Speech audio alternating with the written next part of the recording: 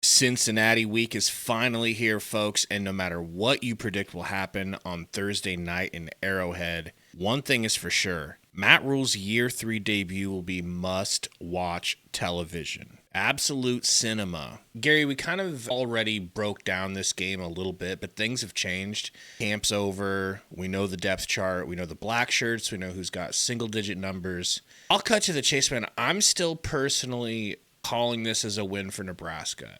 And for the record, I would not do that if I didn't think that it was actually going to happen. Neither of us would. We've called losses ahead of games several times in the seasons past when we do these previews. I'm expecting to see a much better offense, and you've convinced me the defense is not going to fall off like people think.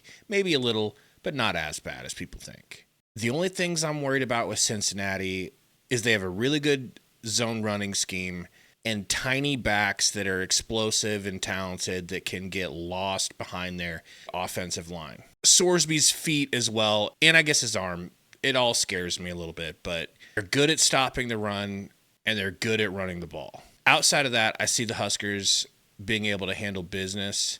But I want to ask you, I was watching Husker Online earlier, and Steve Sipple mentioned that he doesn't want to consider this and does not consider this a must-win game. So my question to you is, do you think this is a must-win game? Because, dude, I do. Fan expectation, yeah, it's a must-win game. If Nebraska comes out and loses this game, the Kool-Aid drinkers especially are going to go to haters and massive change needs to happen and Rule's not the guy and all this crazy stuff is going to happen. In the grand scheme of the season, no, it's not a must-win game. I remember last year when I was big on Nebraska was going to pretty much roll Colorado. One of the things I took some heat for in like both the comments and from you was when I was like, dude, this isn't that big of a game. It's big for the fans, it's big for the rivalry, the previous rivalry. But in the grand scheme of things, if you're asking me right now, can we beat Colorado handedly, embarrass them at home, or beat Illinois down the road? And I used Illinois specifically. I would said I would take beat Illinois all day long. It's gonna mean more at the end of the season. That's how this game is. No, in the grand scheme of things, if Nebraska loses this game, you've got two very soft teams coming up before you go into Big Ten play. You can get some things right, correct what you did wrong, and the season's not a loss. I don't think that's going to happen, but from a fan perspective and the high expectations between all the things you said, starting off with Rules year 3, but go even farther into Holgerson, a better wide receiver room, another year of development for Raiola. From what we're hearing, a deeper and better line on offensive line than we've seen in years. I think all of those things can't be wrong. Maybe they're not all right, but I don't think all of those things can be wrong. And I think if you have a couple of those things on top of the improvement we saw last year, finally get into a bowl game, and I feel like for me personally, just watching the product on the field, it looked better.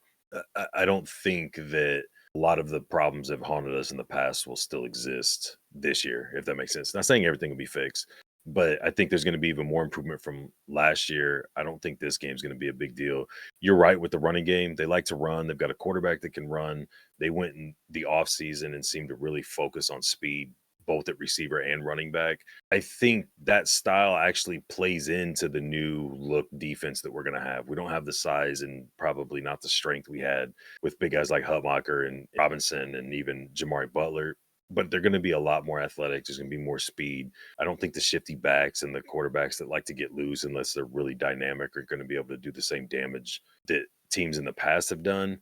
I could be wrong. It's going to come down to tackling. If early on in the game Nebraska is not missing tackles, guys are swarming to the ball, I think it's going to be exactly what I've been saying, like a pretty good win for Nebraska. Now, if they're missing tackles, guys are out of their assignments and things like that, it could be a long night the other way if they don't get it corrected pretty quick. I don't think that's necessarily going to be the case.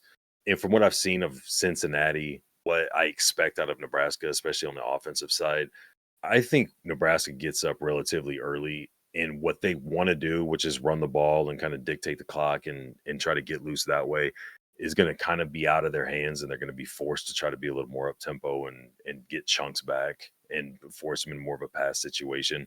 As long as the DBs can do their thing in this kind of newish, little bit more man style defense that's going to happen against the newer speed they brought in. I think the pass rushes this year are going to be more unique and you're going to have more speedy guys doing it. I don't think this is the game to really test where Nebraska's at for the season. If they lose or it gets into a tight game down the stretch, then I'm completely wrong. And we have to, I personally would have to reevaluate things. But I think this is a game that, if anything, might make people a little bit more high on Nebraska than they should be. I think, the Michigan game is going to be a little bit more of a litmus test, but I've been wrong before, man. I could be wrong again. I expect a pretty good win. Exact scores, I'm not big on that. I don't know. It's hard to do. I'm expecting a 42-9, upper 30s to 10 type of situation. I think Nebraska wins pretty easily. I think the game looks like it's pretty well out of hand, not far into the second half. And like I said, then it's tampering expectations and trying to be realistic about what we have. But again, if any of those things are wrong or what we've been hearing or a vast majority of the improvements we're expecting to see this year are wrong, then obviously it's different. I'm going off what I've been hearing, seeing, we'll get a better look after the games are played. Man, it just feels like 42-10 or 9 or something like that. That just means that the defense played really great football. And I don't know that I'm ready to assume that. So I'm going to go with like 42-21. And I think I'd be very happy with that at the end of the day. Tell us in the comments who you think is going to win this game. Be honest, no judgment. And we'll see you guys tonight for our first live stream of the season right here on YouTube. Make sure you're subscribed so you don't miss that notification. Till then, go Big Red.